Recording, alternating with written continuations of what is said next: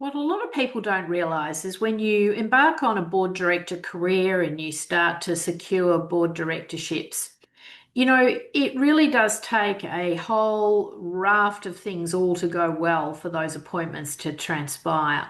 You need a stellar business network, you need stellar referees, you need amazing business champions, and effectively you need help. You just don't get onto boards just solely on your own.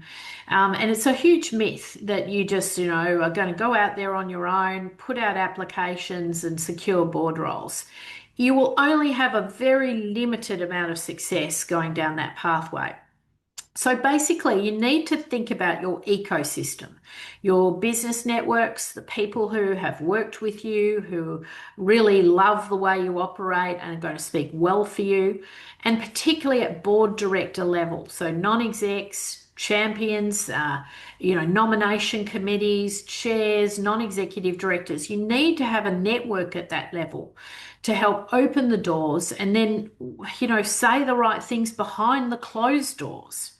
You need people who are speaking well about you in terms of your business reputation, your business ethics, how you operate, because this has a very big impact on how your board director career is going to take place and develop over a period of time. Now, a lot of people come to me and they've got like a LinkedIn profile. And one of the first things I do when I look at that LinkedIn profile is I go and have a look at the referees who has spoken well about that individual. And the same when I get a board resume, the first thing I do is go and look at the referees. And too often I get either available on request. So that says to me you're not particularly proud about who's going to be speaking on your behalf, because otherwise you'd be shouting from the rooftops that the chairman of X, Y, and Z is your referee.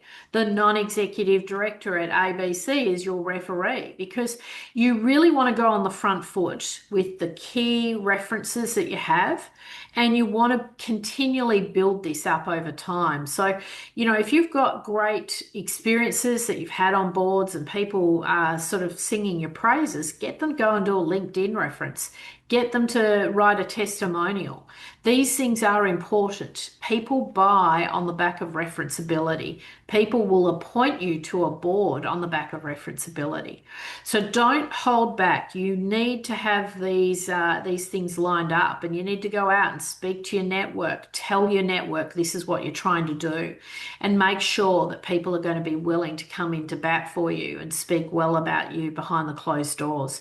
A lot of this does happen offline. You'd be absolutely gobsmacked the number of golf club conversations that go on about board directors, what gets said behind the closed doors in the private business clubs, people who reach out to people confidentially before they'll even engage with people. Just the other day, we had a client who was, trying to engage some services and thought it'd just be a done deal, all easy. But the principals of those companies did reference checks before they even considered taking a meeting with the individuals before they would engage with them. So not everyone's out there desperate for business, and not everyone's out there desperate for board directors, I can tell you. But you need to think about your ecosystem and you need to nurture it and give back to it. So the other thing I highly recommend is obviously just being really grateful and thanking the people who help you secure those board seats, who help you get that introduction